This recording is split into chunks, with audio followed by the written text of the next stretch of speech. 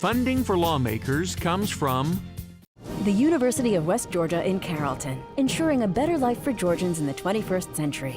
More than 100 programs of study prepare students for successful careers in the critical professions of education and nursing, as well as business and the liberal arts. The Georgia Chamber of Commerce, the voice of Georgia's business community, over 4,000 members strong, working with lawmakers for over 90 years to make sure that our state remains a place where companies thrive. And by supporters of Georgia Public Broadcasting. Thank you.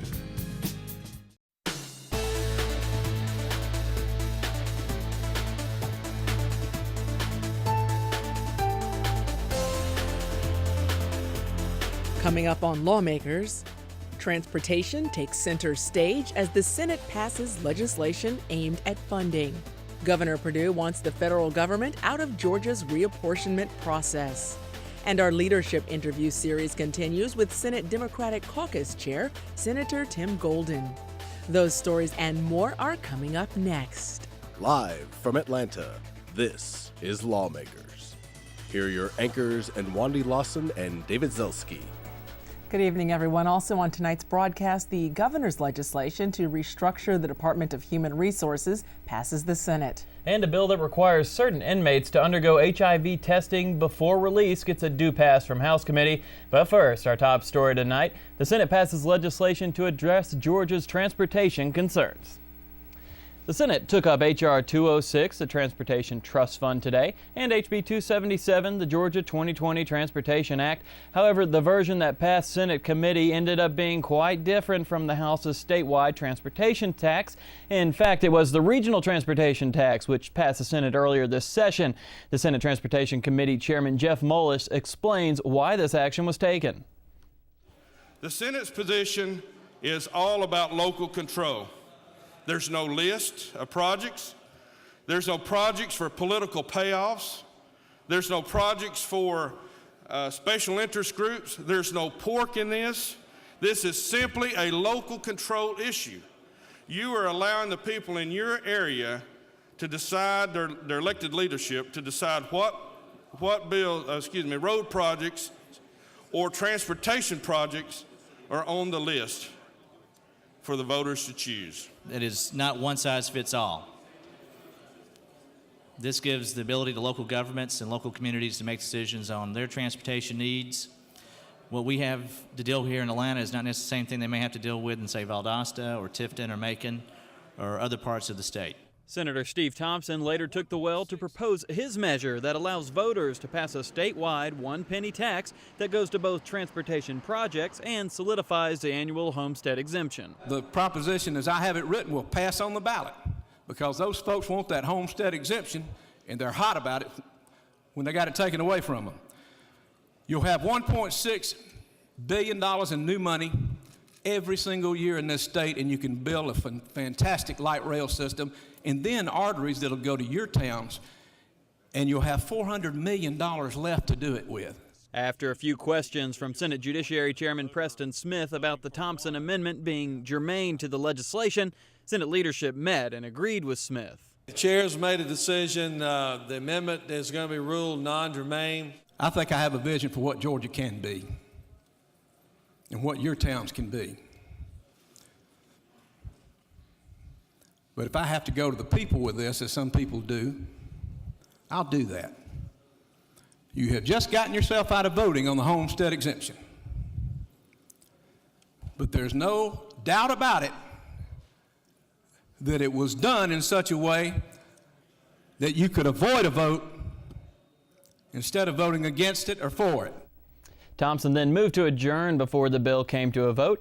The vote to adjourn failed 21-34. H.R. 206 then passed 51-4 with the committee substitute, Thompson not being the one no vote. And so H.R. 206, along with H.B. 277, the enabling legislation, both go back to the House where they will most likely end up in a conference committee.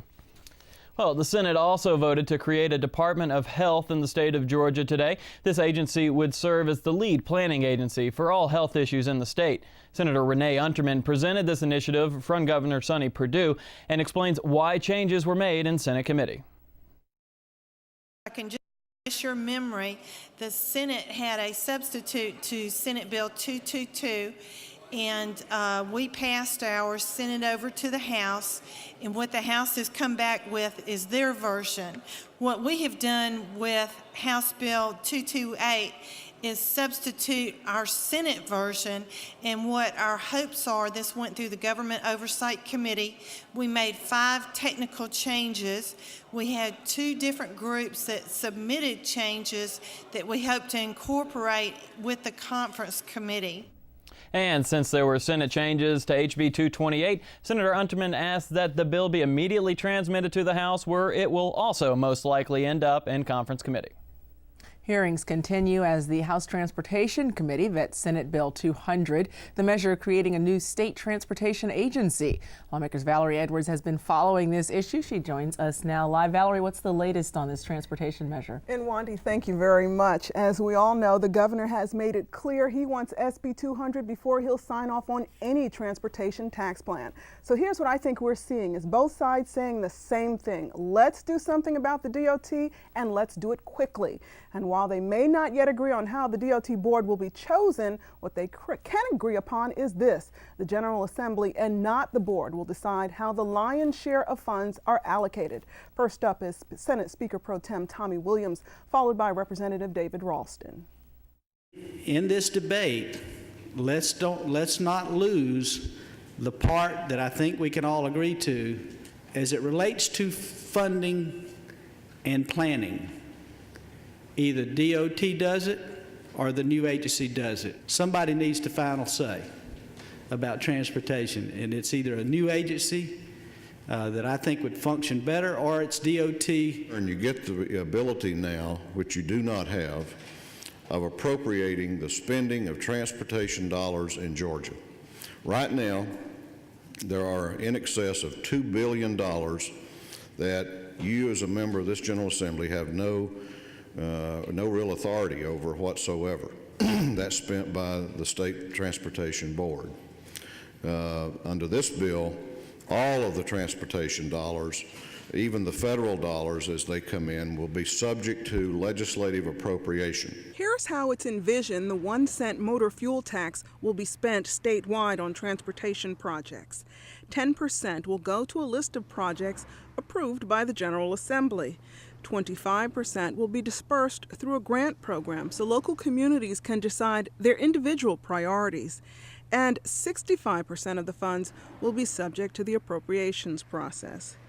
Now, much has been made this session on how SB 200 guts the scope of responsibilities of the Department of Transportation and relegates the department to maintenance and inspection. Well, in the latest draft of SB 200, some of those responsibilities are given back to the DOT, including major resurfacing projects, reconstructing bridges, and other major maintenance projects.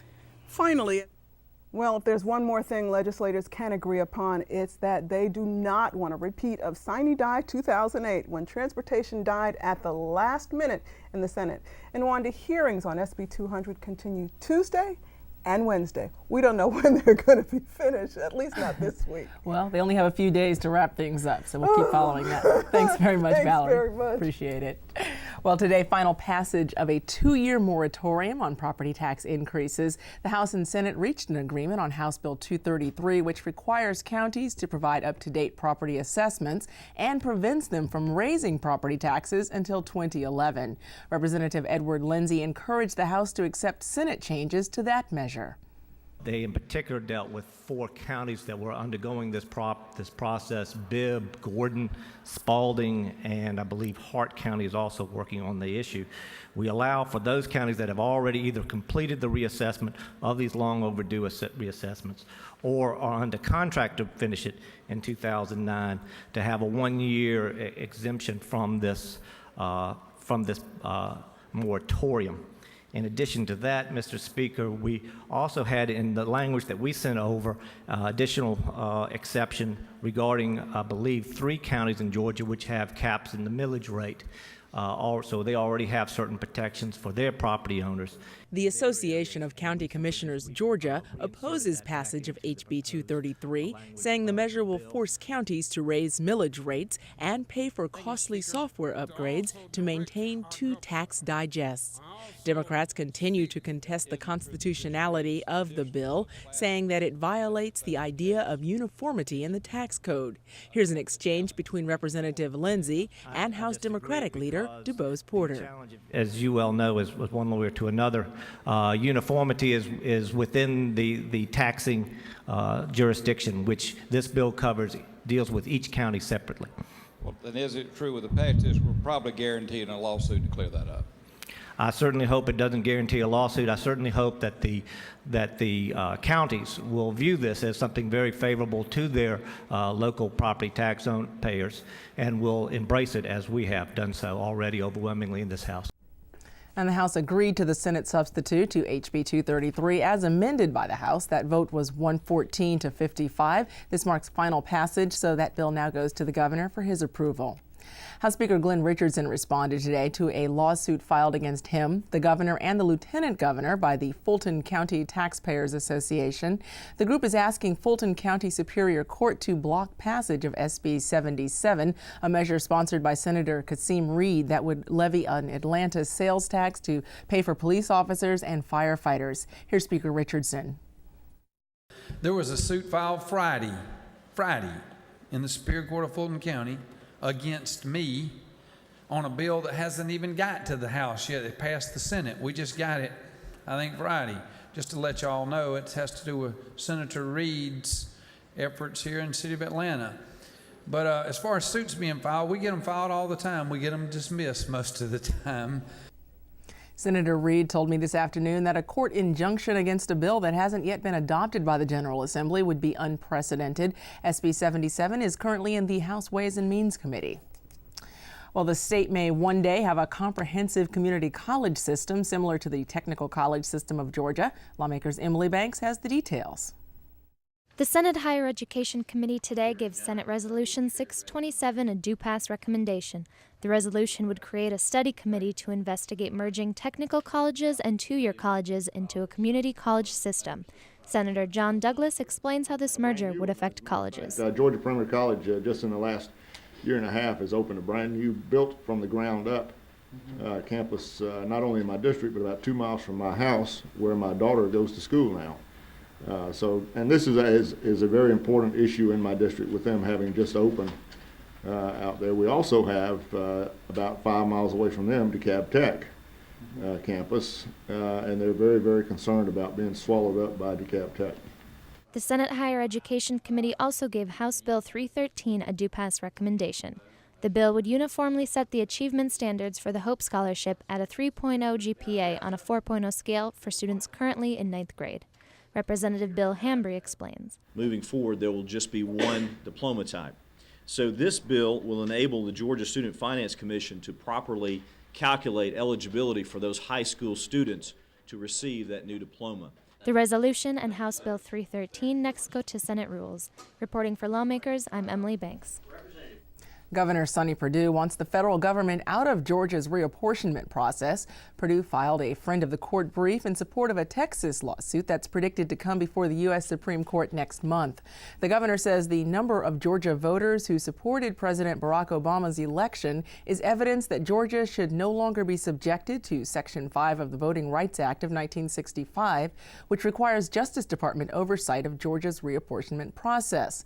Now, the reapportionment chairman in both the House and Senate agree that requirement should be overturned.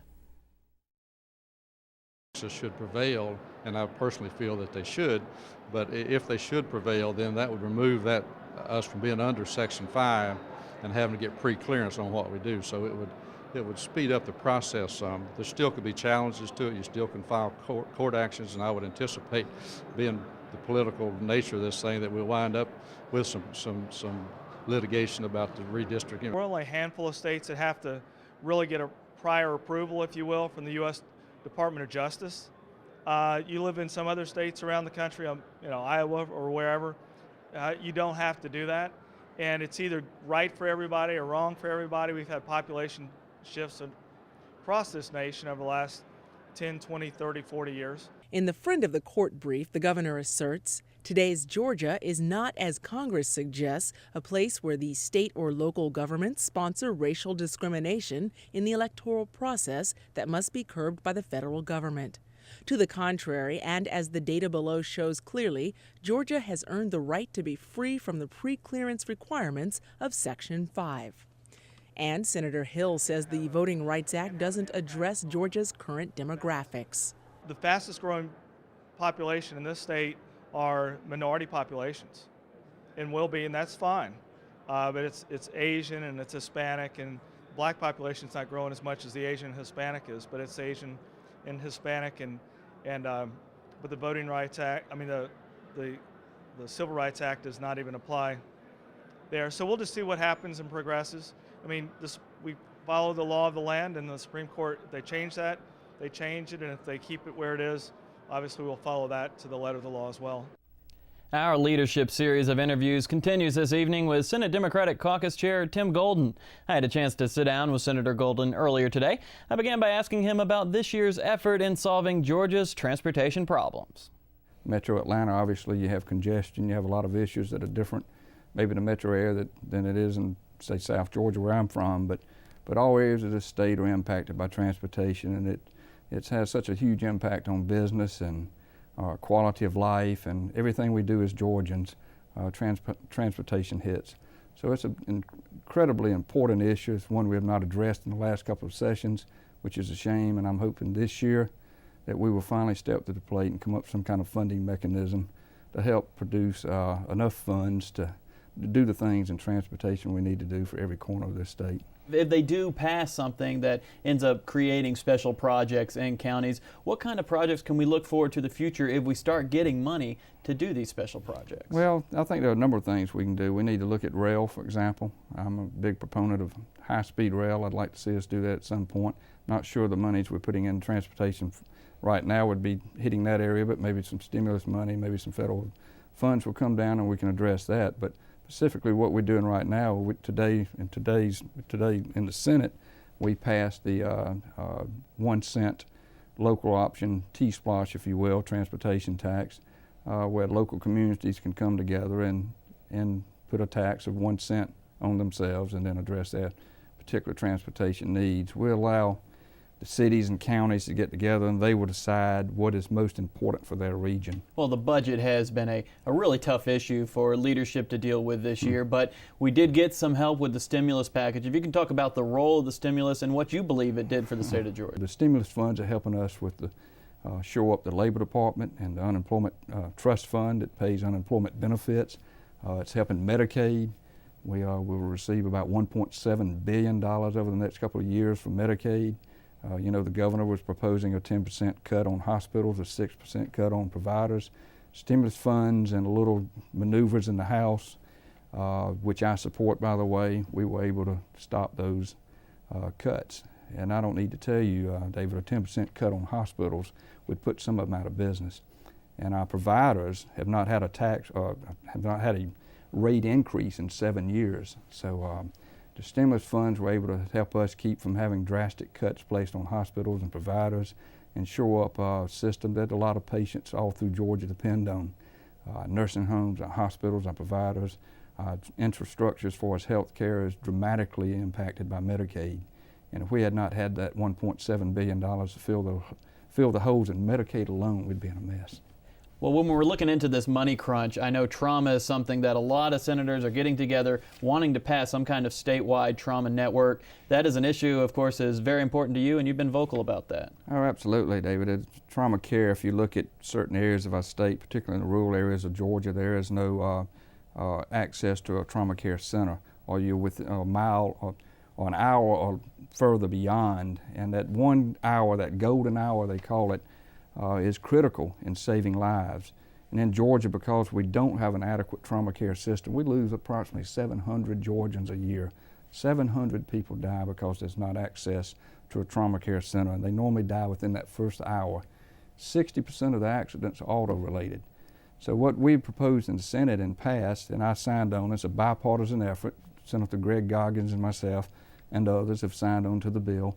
We want to put a $10 fee on car tags, and it would go to the voters of Georgia in the 2010 elections, and they would make the decision whether they want to tax themselves. It turns out to be 3 cents for every vehicle in Georgia per day.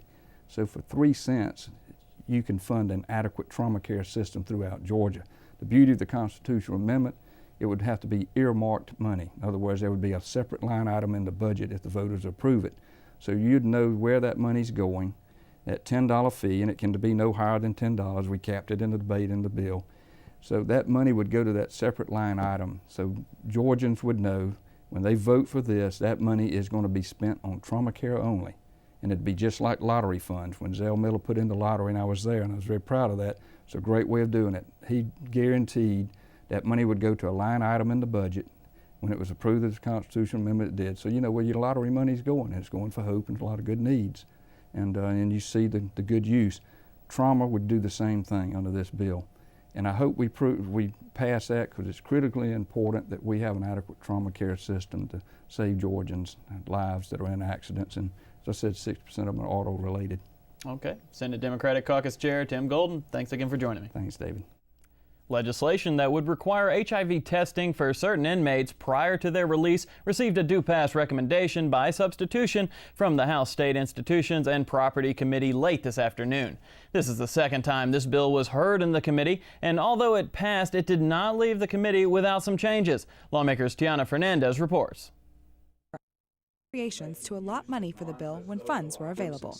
Members of the House Committee did not believe this bill had the chance of passing with the responsibility of funding given to appropriations, and instead brought a representative from the Department of Human Resources to discuss possibilities for funding. There are some potential dollars with the stimulus money that we're waiting to hear about around the prevention and wellness money coming to Georgia, but we don't have any details because they have not appointed an HHS secretary at the federal level. So there could be some possibilities there, and I do believe we have some communities that work with DOC to look at applying for some grants. That is always a possibility. After hearing these options, Representative Sean Jurgensen offered a substitute which would require inmates to pay for their own tests, which cost about $4, and allow the department to pay for counseling. Senator Reed expresses his feelings about this option. I would want the actual cost placed in there, incurred and paid by the department.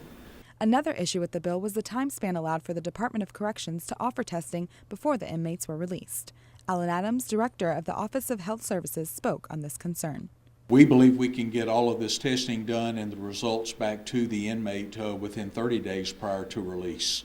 So if the committee would be willing to substitute 30 days for 60 days there, not earlier than 30 days prior to his release, we have absolute confidence we can get all the testing done within 1 month prior to the release. With the bill being amended to include this time frame, Senator Reed showed his appreciation for the committee's favorable consideration. I want to thank the committee for its hard work and for helping me make this a better bill, which I think that this committee has done. After the changes made to the bill, the committee was able to pass the bill with no opposition, and it will now move to House rules. Reporting for Lawmakers, I'm Tiana Fernandez. Atlanta Representative Rashawn Taylor today joined the chorus of Democrats speaking out against Republican backlash against the federal stimulus package and President Barack Obama. Members of the majority have not wasted any time spending that money either. In fact, you spent it before you got it, as my grandmother would say. I don't call that doublespeak. I call it something else. So I stand here to say, don't lecture me or my party or my president about out-of-control spending. Because for 8 years, President Bush and the Republicans in D.C. spent money like drunken sailors. We went from a surplus to a deficit. And don't lecture me or my party or my president about earmarks.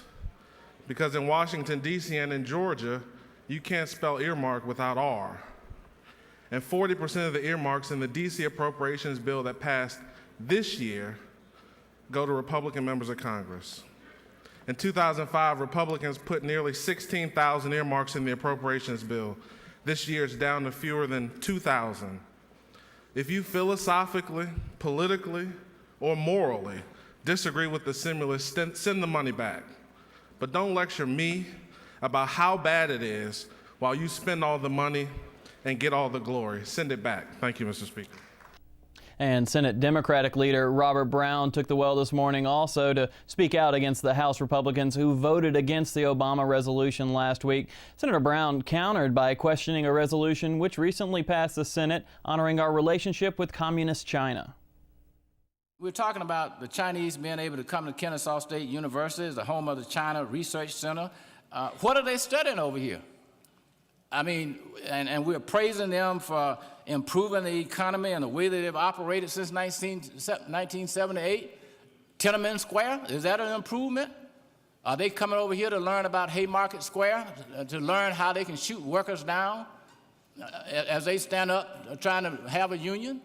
Is that the lessons that we're teaching them over here? Apparently they are not learning very well as far as democracy is concerned, but yet we pass a resolution. And when the President of the United States, a duly elected president, who recently got more votes than any recent president in this country, we want to defame his integrity and say to him that no, we can't pass this resolution that a caucus of this body has come to a consensus on and wanted to do it. Georgia Senate alum Congressman Phil Gingrey was back under the Gold Dome today. He told lawmakers that the federal government must proceed with caution when it comes to distributing federal bailout money. I know things look a little grim up there.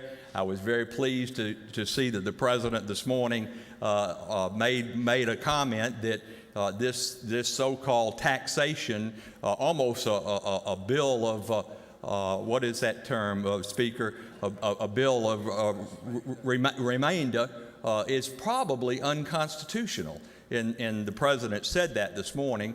And even though the temptation to vote for that because of the outrage over AIG and all these bonuses, to vote for something that you absolutely know is unconstitutional, Article 1, Amendment 5 to the Constitutional Bill of Rights, the Takings Clause, clearly it was unconstitutional. So a lot of times we have the temptation to vote in a way to respond to constituent outrage. And certainly all of us, both Democrats and Republicans, were hearing that from our constituents. But I think very important to be careful not to immediately do something without studying it and looking at it very carefully.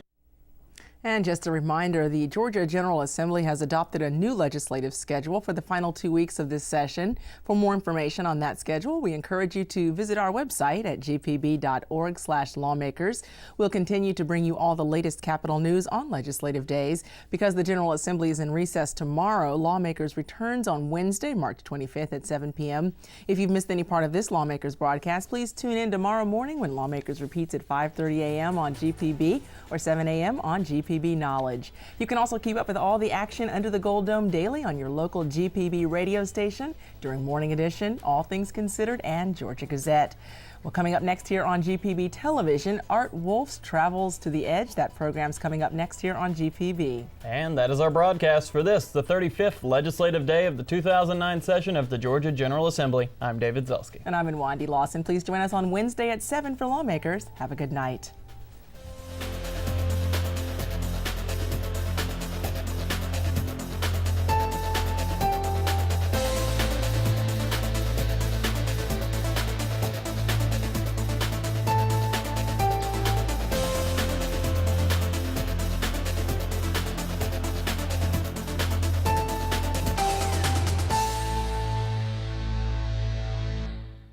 This has been a production of Georgia Public Broadcasting.